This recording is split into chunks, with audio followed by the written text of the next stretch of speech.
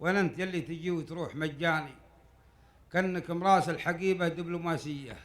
وش رايك تروض الرحلة علشاني؟ أنا بوصيك وصاتي ضرورية، رسالة فوقها ختمية، وعنواني خذها وعطها رعى الشقرة العمانية، وقل له ترانا عرب وانت عريباني، يا بالي القوس جتك القوس مبرية، نفط ريشتك يا هدهد سليماني. والربع ما عندهم رحمة وموية، ما بين توني بلير وكوفي عناني، حتى الخنازير تاكلها وهي مسيحي طاح له في كنز نصراني، وعبى جميع الصناديق التجورية، خلى الفقير يتمتع والعمر فاني، حصل له رعية ما هي بمرعية.